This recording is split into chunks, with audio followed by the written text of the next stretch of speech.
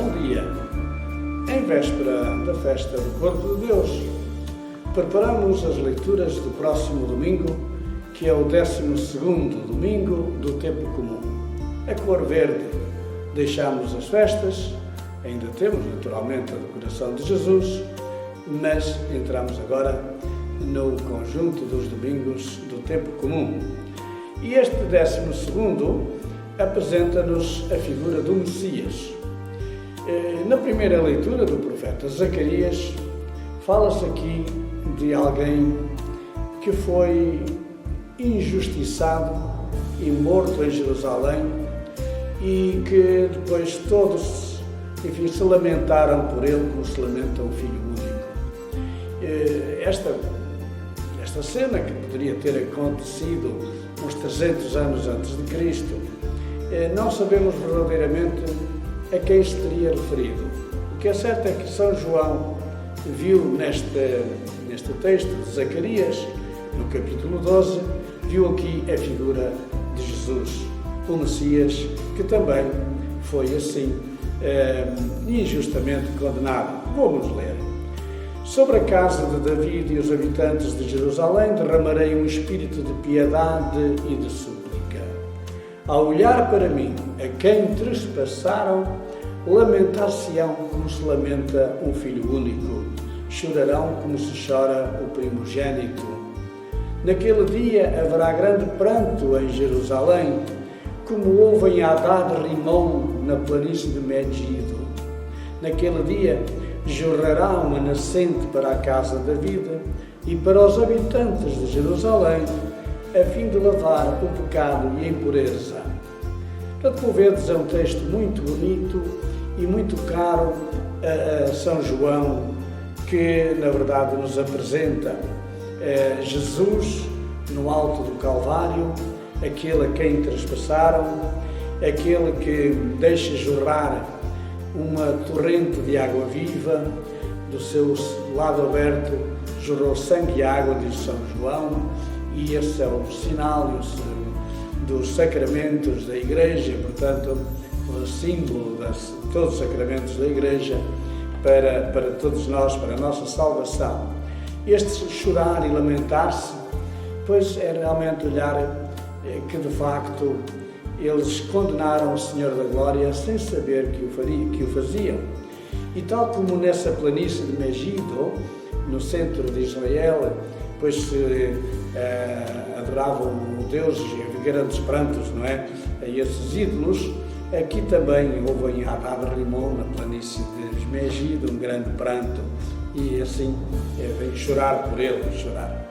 Bom, prepara-nos mesmo a festa do Sagrado Coração de Jesus, cujo coração inflamado de amor por todos nós não cessa de nos deixar e nos dar tantas graças e nos leva tantas vezes ao arrependimento dos nossos pecados para a nossa perfeição.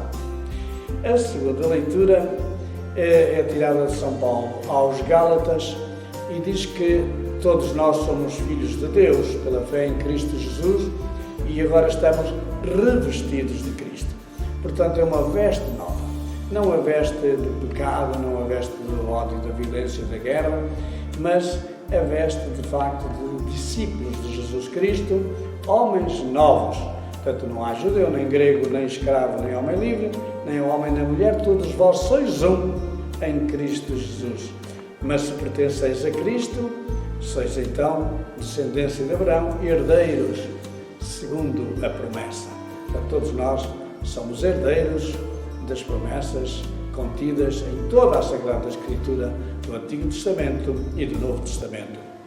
Fala-se então no Evangelho numa pergunta que cada um de nós se deve colocar a si mesmo, porque Jesus também perguntou, depois de orar, é muito típico isto em São Lucas, que coloca antes dos grandes acontecimentos, antes das grandes decisões de Jesus, coloca sempre Jesus numa perspectiva de oração. Jesus orava sozinho e, estando com ele apenas os discípulos, perguntou-lhes: quem dizem as multidões que eu sou? Uns dizem que é João Batista, outros que é Elias e outros que é um dos antigos profetas que ressuscitou.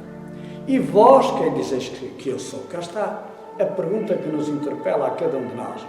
Que Pedro respondeu, talvez levianamente, és o Messias de Deus.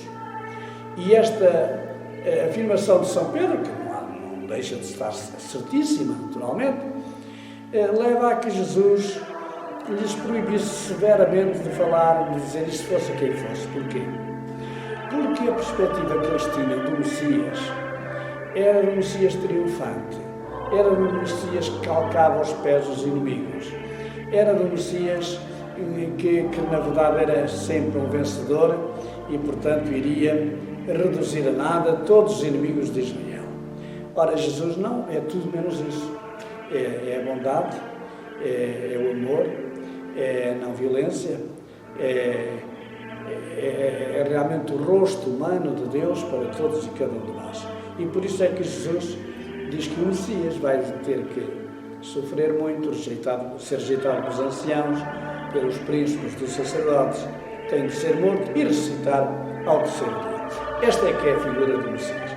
E quem quiser ser como o Messias deve, se alguém quiser vir comigo, tem que renunciar.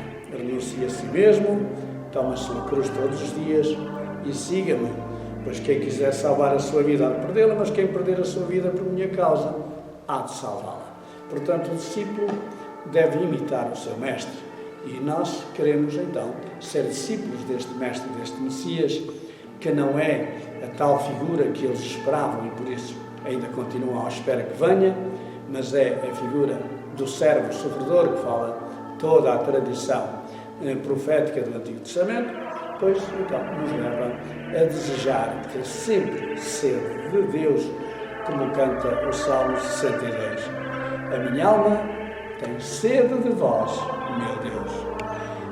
Eu vos procuro como terra árida, sequiosa, sem água, e por isso vos quero contemplar no santuário para ver o vosso poder, a vossa glória, a vossa graça vale mais que a vida, os meus lábios hão de cantar os louvores, e assim eu bendirei toda a minha vida, e em vosso louvor levantarei as mãos, e serei saciado com saborosos manjares, com vozes de júbilo vos louvarei. Porquê? Porque vos tornastes o meu refúgio, e exulto à sombra das vossas asas, unidos a vós estou, Senhor, a vossa mão no céu. Portanto, neste domingo, 12º, somos levados a pensar, não em triunfos, não em espetáculos, não em shows, mas, na verdade, numa escolha de vida, numa escolha de sermos discípulos de Jesus. Obrigado, até à próxima semana, se Deus quiser.